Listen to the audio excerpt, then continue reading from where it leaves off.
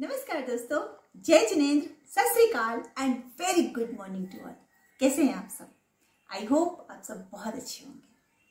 जैसा कि हमेशा की तरह हम अपने इस वीडियो की शुरुआत मंत्र या श्लोक से करते हैं, तो चलिए शुरू करते हैं। आप भी मेरे साथ करिए। उद्भूत भीषण जलोदरे भारे भुगना शोच्यां दशामुपगताश्च्युत जीवताशा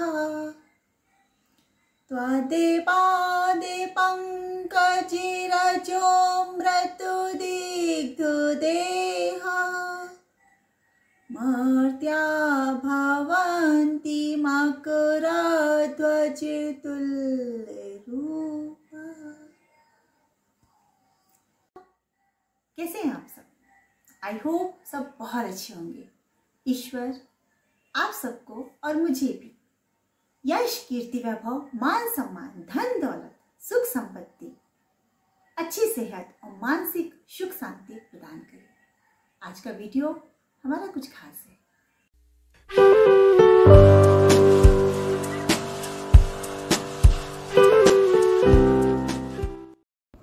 दोस्तों, आप सभी को मकर संक्रांति पर्व की बहुत बहुत बधाई। मकर संक्रांति पर्व में कुछ छोटे छोटे से उपाय मैं आपको बताऊंगी जिससे आपके जीवन में बहुत ही पॉजिटिव परिवर्तन आएंगे। हर इंसान की एक तमन्ना होती है कि उसका खुद का जीवन निरोगी हो, उसके परिवार के लोग निरोगी हों, घर में सुख समृद्धि हो, व्यापार है अच्छा चले, जॉब है तो तरक्की मिले और उनके बच्चे जो हैं संस्कारी बने। ये सारी चीज़ें हमारे जीवन में एक अभिलाषा होती है। हर परिवार की, हर माता पिता की, हर घर के सदस्य की अभिलाषा होती है।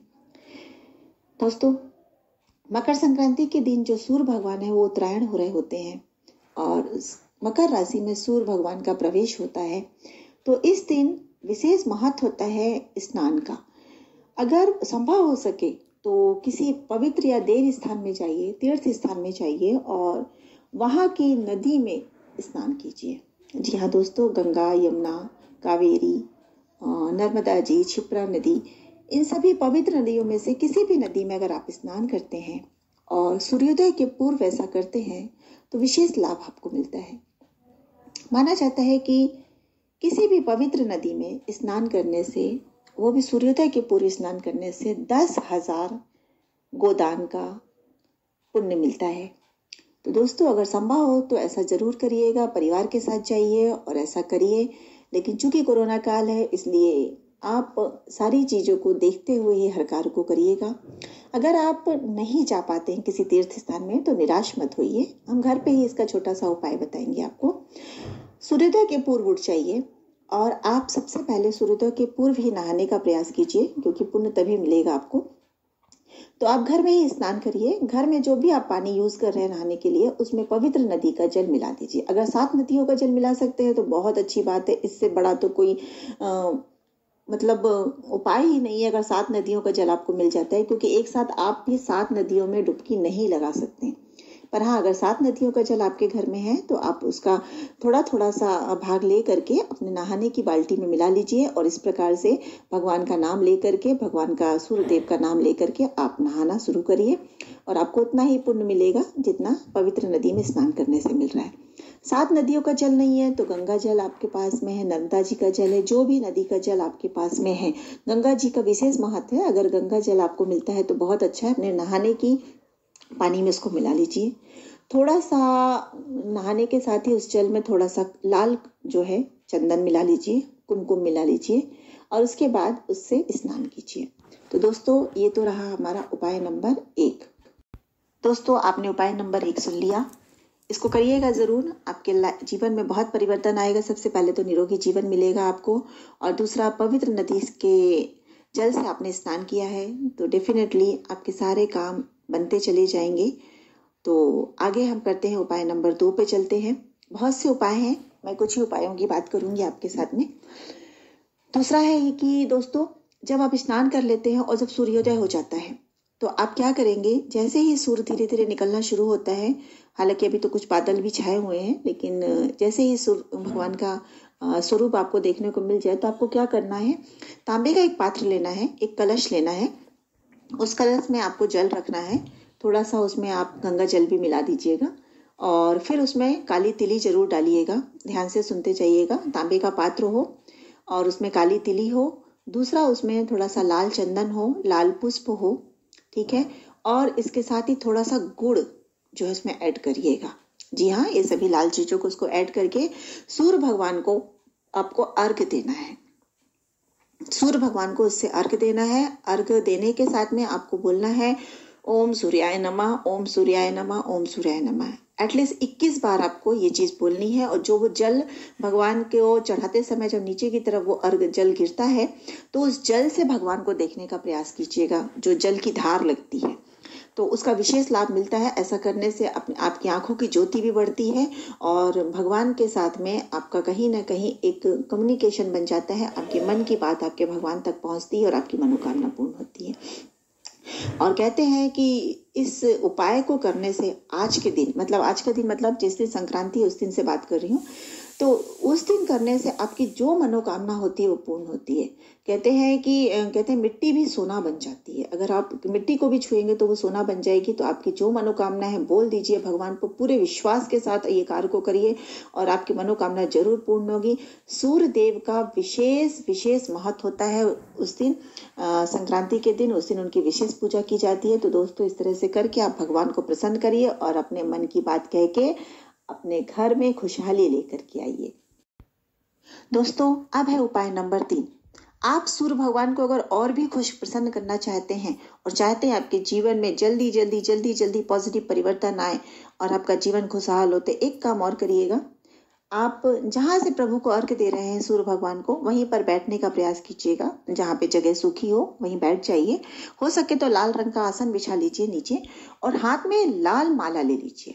कोई लाल माला, लाल मोतियों की माला जो मिल जाती है जिससे हम जाप करते हैं, जाप माला, वो हाथ में ले लीजिएगा और ओम सूर्याय नमः की 108 बार जो है वो मंत्र पढ़िएगा और जाप दीजिएगा। तो दोस्तों, ऐसा करने से प्रभु की विशेष कृपा आप पे होगी और आपकी मनोकामना जरूर पूर्ण होगी। आप ये 3 उपाय जो हमने लगातार बताए हैं, इनमें से जो भी उपाय आप कर सकते हैं, अगर तीनों कर सकते हैं तो बहुत अच्छा है।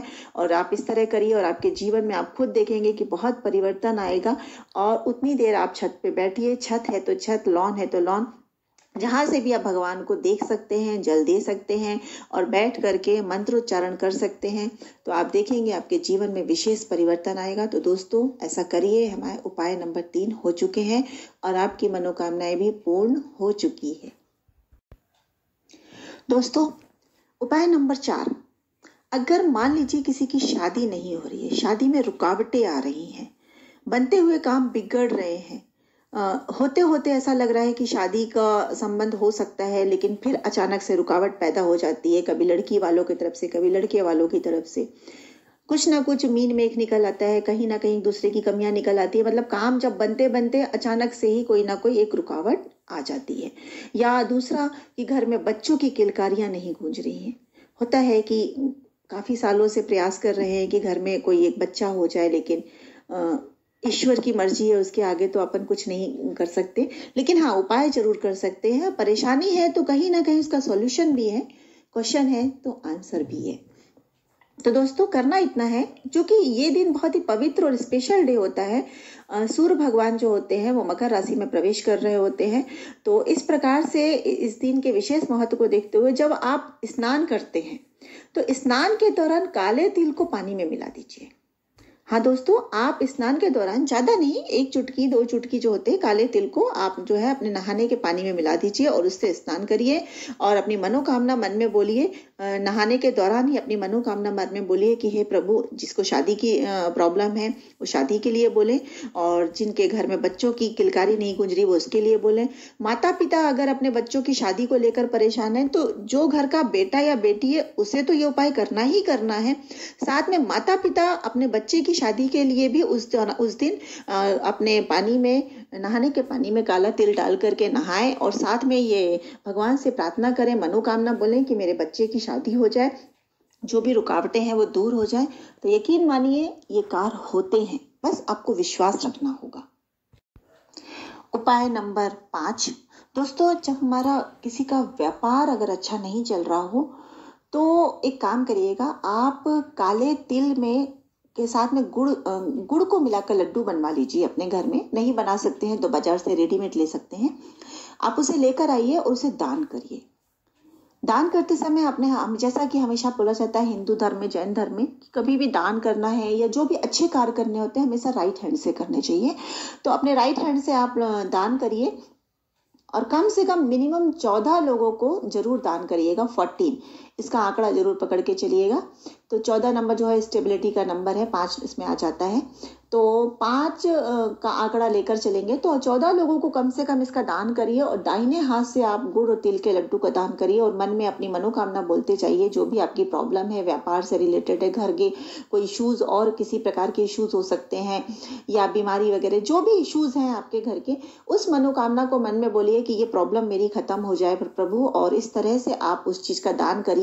तो यकीन मानिए कि आपके जीवन में ये परिवर्तन जरूर आएगा। थोड़ा पेशेंस रखना होगा पर कार्य जरूर बनेंगे। उपाय नंबर 6, आई थिंक 6 है कि 7, मुझे याद नहीं है, तो आप देख लीजिएगा गिनती जो भी है। तो उपाय जो भी मैं बता रही हूँ उसको नोट करिए, गिनती से क्या लेना देना। उपाय जो मैं बता रही हूँ वो दोस्तों ये है कि अगर आपकी लाइफ में प्रॉब्लम चली आ रही है, खत्म नहीं हो रही है, तो इस दिन एक काम और कर सकते हैं। काला तिल और गुड़ लेकर के या तो लड्डू बना लीजिए, और लड्डू नहीं बना सकते हैं तो आप तिल और गुड़ को इकट्ठा कर लीजिए और रोटियां बना लीजिए। उस रोटी के ऊपर तिल और गुड़ को रख करके किसी गाय को खिला दीजिए। हाँ दोस्तों, गाय को खिला दीजिए। काली गाय है तो बहुत अच्छा है, कहते हैं उनको खिलाने से प्रॉब्लम जल्दी सॉल्व होती है, लेकिन आपकी श्रद्धा भक्ति पर डिपेंड करता है। आपको काली गाय नहीं मिलती है, किसी भी जीव को खिलाएंगे असर उतना ही होगा, क्योंकि हर जीव के अंदर एक आत्मा बैठी हुई है और वो आत्मा आपको दुआएं देती है। तो दोस्तों, काली गाय मिल जाए तो बहुत अच्छा है, नहीं मिले तो काली गाय को भी खिलाइए और दूसरी गायों को भी खिलाइए। मैं तो ये कहती हूँ उपाय में थोड़ा सा चेंजेस कर लीजिए। आप काली गाय के साथ साथ आप दूसरी गाय को भी खिला सकते हैं। काली गाय मिल जाती है, 1 2 3 4 जो भी मिले उन्हें भी खिलाइए और दूसरी गायों को भी आप खिलाइए। इस प्रकार से आप ज्यादा नहीं, 7 या 14 का आंकड़ा पकड़ लीजिए। कम से कम 14 गायों के लिए आप इतना भोजन बना लीजिए कि कम से कम हर एक के हिस्से में 2 या 3 रोटियां आए और हर एक को आप रोटियां खिलाइए। रोटी के अंदर गुड़ रखिए, थोड़ा सा तिल रखिए, काला तिल रखना है, और इसके साथ आप वो रोटियां गाय को खिला दीजिए। हाँ, रोटी में घी जरूर लगाइएगा। तो इस तरह से दोस्तों आप ये गायों को खिलाइए और खिलाते समय अपनी मनोकामना बोलिए, अपनी परेशानियों को बाय बाय करने के लिए भगवान से प्रार्थना कीजिए। तो दोस्तों, जब आप ऐसा कार्य करते हैं और दान करते हैं, किसी जीव को आप प्रसन्न करते हैं, खुश करते हैं, तो यकीन मानिए उसकी दुआएं आपके बिगड़ते हुए कामों को भी बना देती हैं। तो दोस्तों, ये उपाय जरूर करिएगा और आपके जीवन में परिवर्तन अवश्य आएगा। दोस्तों, अगला उपाय है कि इस दिन खिचड़ी का विशेष दान बताया गया है। इस दिन घर पे भी खिचड़ी बनाइए और सभी लोग प्यार से, बहुत ही स्नेह के साथ में उस खिचड़ी को भोजन के रूप में ग्रहण करिए। साथ ही आप खिचड़ी का दान भी करें। इस दिन आप चावल और मूंग की दाल की खिचड़ी बना करके अवश्य दान करें। ज्यादा से ज्यादा लोगों तक आप इस दान को पहुंचाएं। जब आप खिचड़ी बनाएं तो आप एक काम और करिएगा, उस खिचड़ी में थोड़ा सा गुड़ और थोड़ी सी काली तिल भी मिक्स कर दीजिएगा। जी हाँ दोस्तों, ज्यादा नहीं, अंदाज से आप थोड़ी सी काली तिल और गुड़ को भी मिक्स कर दीजिए उस खिचड़ी में, और इस प्रकार से उसके दान को सब तक पहुंचाइए। ज्यादा से ज्यादा लोगों तक वो दान पहुंचे और ज्यादा से ज्यादा लोगों की दुआएं आपको मिले, जिससे आपके जीवन की समस्त परेशानियों का निवारण हो जाए।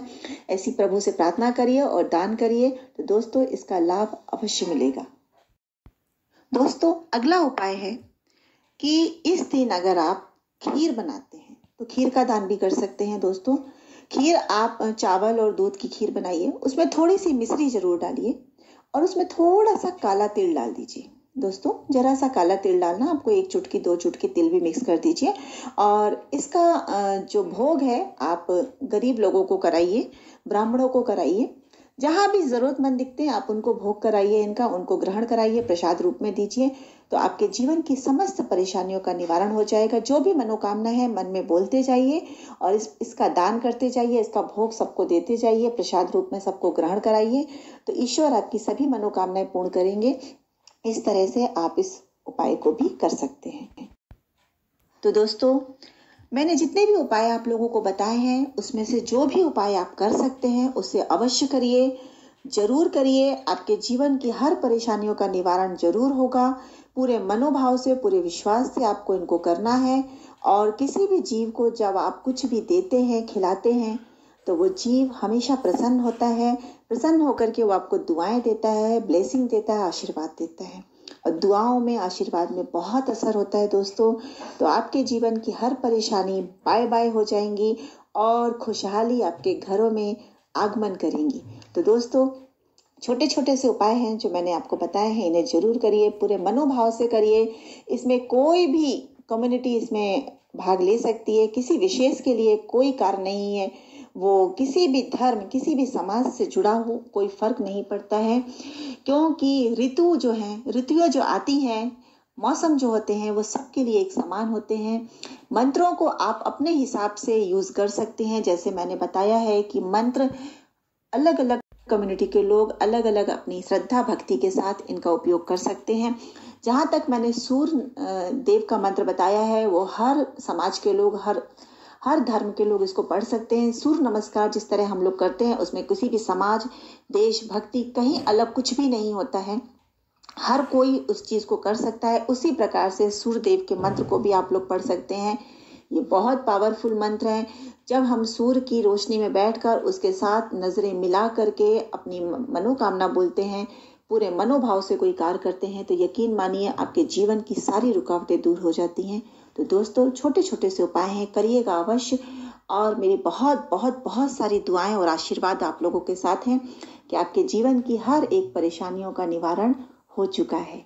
तो दोस्तों, तब तक के लिए, जब हम नेक्स्ट वीडियो बनाएंगे, फिर हम मिलेंगे। तब तक के लिए आप सभी को जय जिनेंद्र, नमस्कार।